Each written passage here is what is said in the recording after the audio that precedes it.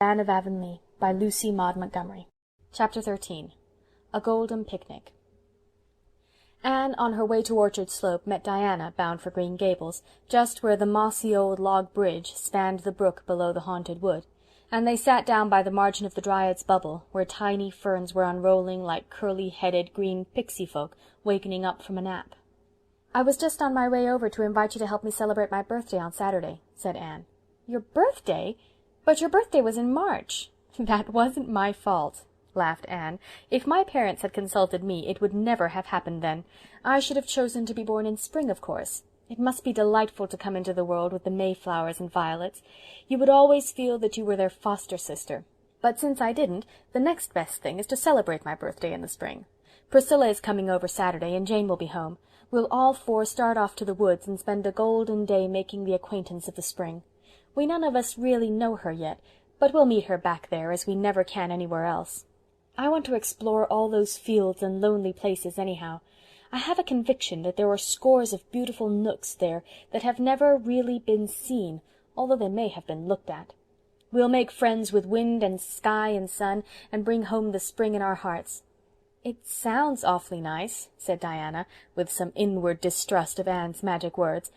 "But won't it be very damp in some places yet?" "Oh, we'll wear rubbers," was Anne's concession to practicalities. "And I want you to come over early Saturday morning and help me prepare lunch.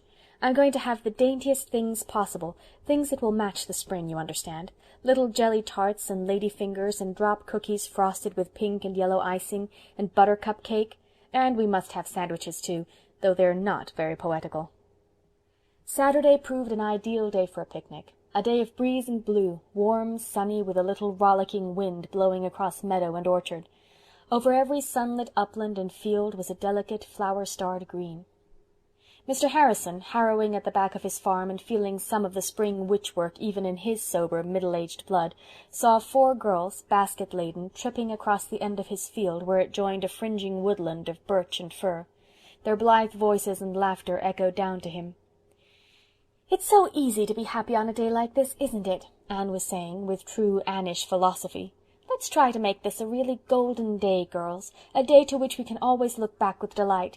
We're to seek for beauty and refuse to see anything else. Begone, dull care. Jane, you are thinking of something that went wrong in school yesterday."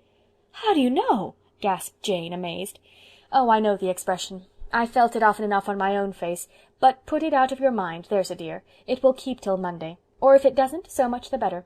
Oh, girls, girls, see that patch of violets? There's something for memory's picture gallery.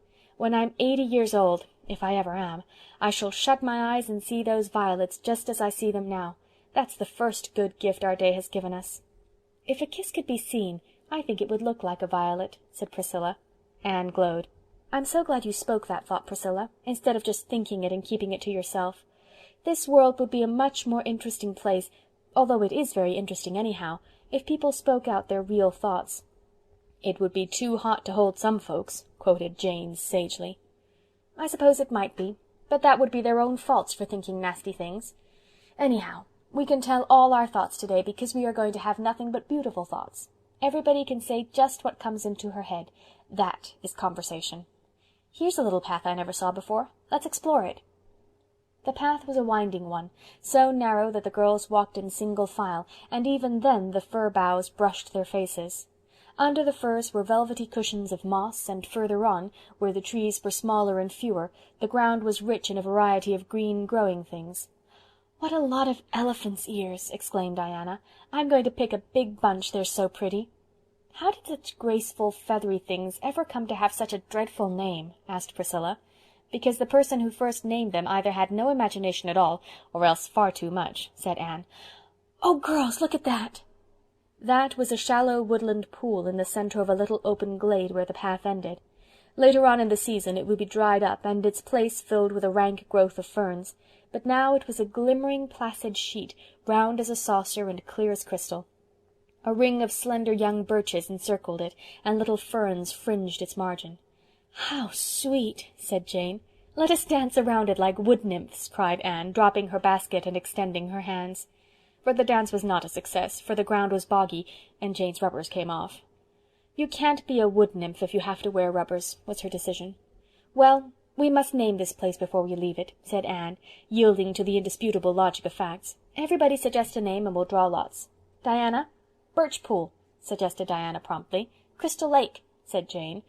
Anne, standing behind them, implored Priscilla with her eyes not to perpetrate another such name, and Priscilla rose to the occasion with Glimmerglass. Anne's selection was the Fairy's Mirror. The names were written on strips of birch bark with a pencil schoolma'am Jane produced from her pocket, and placed in Anne's hat. Then Priscilla shut her eyes and drew one. "Crystal Lake," read Jane triumphantly. Crystal Lake it was, and if Anne thought that chance had played the pool a shabby trick, she did not say so. Pushing through the undergrowth beyond, the girls came out to the young green seclusion of Mr. Silas Sloane's back pasture. Across it they found the entrance to a lane striking up through the woods, and voted to explore it also.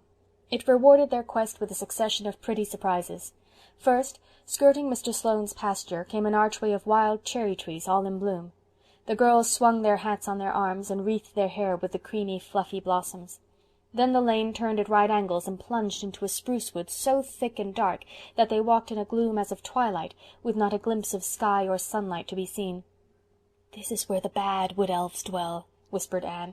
"They are impish and malicious, but they can't harm us, because they are not allowed to do evil in the spring. There was one peeping at us around that old twisted fir, and didn't you see a group of them on that big freckly toadstool we just passed? The good fairies always dwell in the sunshiny places." "I wish there really were fairies," said Jane. "Wouldn't it be nice to have 3 wishes granted you, or even only 1? What would you wish for, girls, if you could have a wish granted?" "I'd wish to be rich and beautiful and clever." "I'd wish to be tall and slender," said Diana. "I would wish to be famous," said Priscilla. Anne thought of her hair, and then dismissed the thought as unworthy. "I'd wish it might be spring all the time, and in everybody's heart and all our lives," she said. "But that," said Priscilla, "would be just wishing this world were like heaven." "Only like a part of heaven. In the other parts there would be summer and autumn, yes, and a bit of winter too. I think I want glittering snowy fields and white frosts in heaven sometimes. Don't you, Jane?" I don't know," said Jane uncomfortably. Jane was a good girl, a member of the church, who tried conscientiously to live up to her profession and believed everything she had been taught. But she never thought about heaven any more than she could help, for all that. "Minnie May asked me the other day if we would wear our best dresses every day in heaven," laughed Diana. "And didn't you tell her we would?" asked Anne. "Mercy, no! I told her we wouldn't be thinking of dresses at all there." "Oh, I think we will, a little," said Anne earnestly. "There'll be plenty of time in all eternity for it without neglecting more important things. I believe we'll all wear beautiful dresses, or I suppose raiment would be a more suitable way of speaking. I shall want to wear pink for a few centuries at first. It would take me that long to get tired of it, I feel sure. I do love pink so, and I can never wear it in this world." Past the spruces the lane dipped down into a sunny little open, where a log bridge spanned a brook. And then came the glory of a sunlit beechwood, where the air was like transparent golden wine, and the leaves fresh and green, and the wood floor a mosaic of tremulous sunshine. Then more wild cherries, and a little valley of lissom fares, and then a hill so steep that the girls lost their breath climbing it, but when they reached the top and came out into the open, the prettiest surprise of all awaited them. Beyond were the back fields of the farms that ran out onto the upper Carmody road. Just before them, hemmed in by beeches and firs but open to the south, was a little corner, and in it a garden, or what had once been a garden. A tumble-down stone dyke, overgrown with mosses and grass, surrounded it. Along the eastern side ran a row of garden cherry-trees, white as snowdrift. There were traces of old paths still, and a double line of rose-bushes through the middle, but all the rest of the space was a sheet of yellow and white narcissi, in their airiest, most lavish, wind-swayed bloom above the lush green grasses.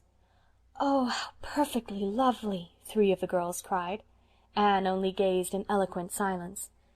"How in the world does it happen that there ever was a garden back here?" said Priscilla in amazement. "It must be Hester Gray's garden," said Diana. "I've heard Mother speak of it, but I never saw it before, and I wouldn't have supposed that it could be in existence still. You've heard the story, Anne?" "No, but the name seems familiar to me." "Oh, you've seen it in the graveyard. She is buried down there in the poplar corner. You know the little brown stone with the opening gates carved on it and sacred to the memory of Hester Gray, aged 22. Jordan Gray is buried right beside her, but there's no stone to him. It's a wonder Marilla never told you about it, Anne. To be sure, it happened 30 years ago, and everybody has forgotten." "Well, if there's a story we must have it," said Anne. Let's sit right down here among the narcissi, and Diana will tell it. Why, girls, there are hundreds of them. They've spread over everything. It looks as if the garden were carpeted with moonshine and sunshine combined. This is a discovery worth making. To think that I've lived within a mile of this place for 6 years and have never seen it before. Now, Diana." "Long ago," began Diana, "this farm belonged to old Mr. David Gray. He didn't live on it. He lived where Silas Sloane lives now. He had one son, Jordan, and he went up to Boston one winter to work, and while he was there he fell in love with a girl named Hester Murray. She was working in a store and she hated it. She'd been brought up in the country and she always wanted to get back. When Jordan asked her to marry him, she said she would if he'd take her away to some quiet spot where she'd see nothing but fields and trees. So he brought her to Avonlea. Mrs. Lynde said he was taking a fearful risk in marrying a Yankee, and it's certain that Hester was very delicate and a very poor housekeeper, but Mother says she was very pretty and sweet, and Jordan just worshipped the ground she walked on. Well, Mr. Gray gave Jordan this farm, and he built a little house back here, and Jordan and Hester lived in it for 4 years. She never went out much, and hardly anybody went to see her except Mother and Mrs. Lynde. Jordan made her this garden, and she was just crazy about it, and spent most of her time in it. She wasn't much of a housekeeper, but she had a knack with flowers. And then she got sick. Mother says she thinks she was in consumption before she ever came here. She never really laid up, but just grew weaker and weaker all the time. Jordan wouldn't have anybody to wait on her. He did it all himself, and Mother says he was as tender and gentle as a woman. Every day he'd wrap her in her shawl and carry her out to the garden, and she'd lie there on a bench quite happy. They say she used to make Jordan kneel down by her every night and morning and pray with her that she might die out in the garden when the time came. And her prayer was answered.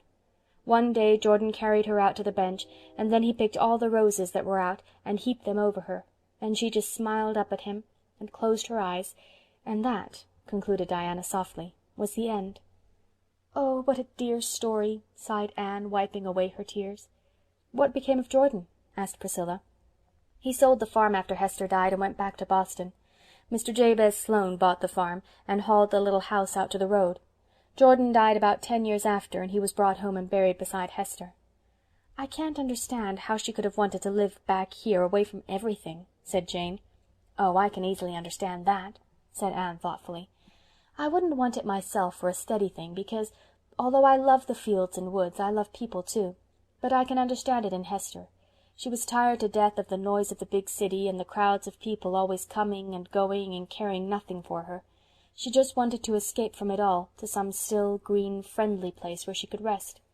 And she got just what she wanted, which is something very few people do, I believe. She had 4 beautiful years before she died, 4 years of perfect happiness, so I think she was to be envied more than pitied. And then to shut your eyes and fall asleep among roses, with the one you loved best on earth smiling down at you. Oh, I think it was beautiful." "She set out those cherry trees over there," said Diana. "She told Mother she'd never live to eat their fruit, but she wanted to think that something she had planted would go on living and helping to make the world beautiful after she was dead." "I'm so glad we came this way," said Anne, the shining-eyed. "This is my adopted birthday, you know, and this garden and its story is the birthday gift it has given me. Did your mother ever tell you what Hester Gray looked like, Diana?" "No, only just that she was pretty." "I'm rather glad of that, because I can imagine what she looked like without being hampered by facts. I think she was very slight and small, with softly curling dark hair and big, sweet, timid brown eyes, and a little wistful, pale face." The girls left their baskets in Hester's garden and spent the rest of the afternoon rambling in the woods and fields surrounding it, discovering many pretty nooks and lanes. When they got hungry, they had lunch in the prettiest spot of all, on the steep bank of a gurgling brook where white birches shot up out of long, feathery grasses. The girls sat down by the roots and did full justice to Anne's dainties, even the unpoetical sandwiches being greatly appreciated by hearty, unspoiled appetites sharpened by all the fresh air and exercise they had enjoyed. Anne had brought glasses and lemonade for her guests, but for her own part drank cold brook water from a cup fashioned out of birch bark. The cup leaked, and the water tasted of earth, as brook water is apt to do in spring, but Anne thought it more appropriate to the occasion than lemonade. "Look, do you see that poem?" she said, suddenly pointing. "Where?" Jane and Diana stared, as if expecting to see runic rhymes on the birch trees. "There, down in the brook. That old green mossy log with the water flowing over it in those smooth ripples that look as if they'd been combed, and that single shaft of sunshine falling right athwart it, far down into the pool. Oh, it's the most beautiful poem I ever saw." "I should rather call it a picture," said Jane. "A poem is lines and verses." "Oh, dear me, no." Anne shook her head with its fluffy wild cherry coronal positively.